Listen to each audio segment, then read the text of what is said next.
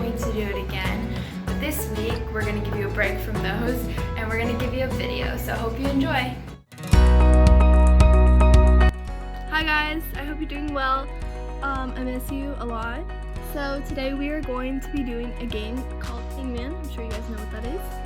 But I'm gonna give you a letter. Well, you're gonna pause the video and think of a letter, and then I'm gonna tell you the letter. And if you get it, then like you'll say the whole thing.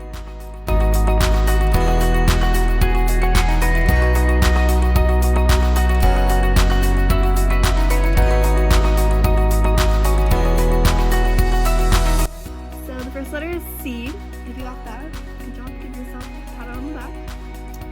The second letter is A. If you got that, give yourself a high five, I guess. Third letter is T. If you got that, then I'll talk to Coach Hannah and she'll give you a prize. But yeah, that was for today for the Wildcats. I hope you guys are doing good. Bye, I love you. We are starting into a new story topic. We are going to be talking about the life of Gideon. So before Easter, we were talking about Ruth, and we went through kind of her life and saw how God worked things out for her. We're going to continue on through the Bible talking about Gideon, who's after Ruth. A long time after Ruth, the Israelites were still, living in their country. For a while, they actually had good times or times of peace, but they started to do things that were evil. They started to do things that God didn't approve of.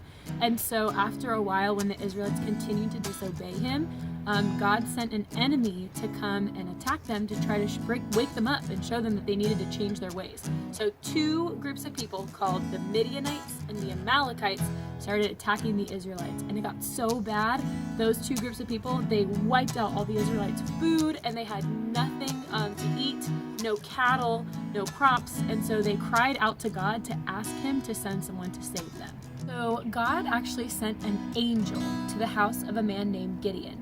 And the angel came to Gideon, who was a young man living in his father's house, and the angel told him that God had chosen him to rescue the Israelites from these nations that were trying to conquer them.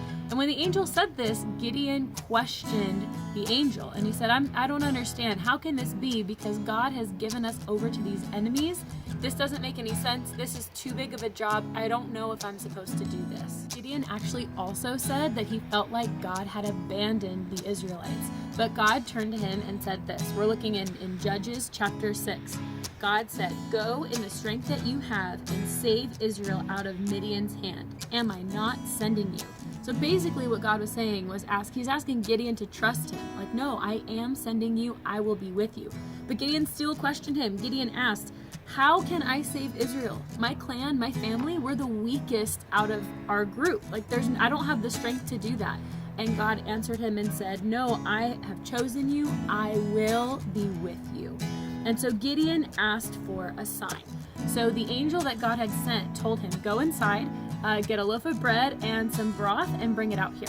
So Gideon did. He brought it and he put it on a rock. And the angel was holding a staff. And he reached out with the staff, and when he touched the bread, fire shot out of the rock and consumed everything that was on the rock.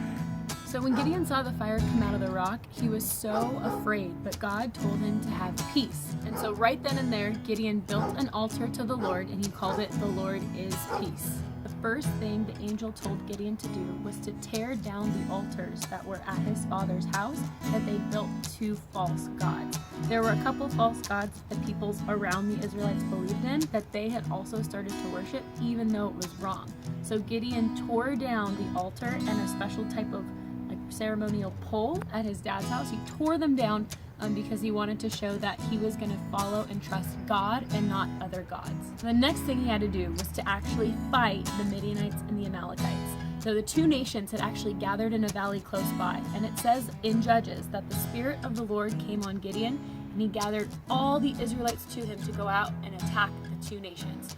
But he was still kind of afraid, so he asked God for another sign. And this is what Gideon asked God to do. He had with him a piece of fleece, which is like sheep's wool. And he said to God, he said, I'm going to put this outside overnight.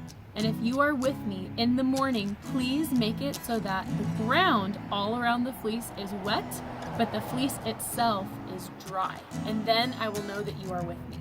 So in the morning, Gideon went out, and sure enough, just like he asked God, in the morning, all of the ground was wet, but the fleece was still dry. But that still wasn't enough for Gideon. He actually turned to God again and said, please do not be angry with me, but I need one more sign. This time when I put the fleece outside, in the morning, let the fleece be wet, but let all the ground around it be dry. So in the morning he went out, and sure enough, just as he had asked God, the fleece was wet and the ground around it was dry. God was with them, and he gave them peace and strength to go out and defeat the other nations.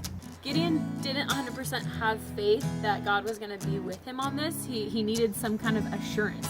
And when we are in hard times, we may sometimes feel like we need assurance, but we need to know, even without any kind of sign or proof or whatever, that God is with us. God promises that he's with us at all times, but when we face difficult situations, sometimes we want to doubt. Gideon doubted and needed God to prove to him that he was with him. But when we face these kinds of trials, we need to just have faith, trust, and find peace in God. Hi guys, I hope you guys are all doing well and staying healthy and staying productive with your homework. I'm here to challenge you guys, to give you guys a challenge based off of Miss Martin's message for club meeting.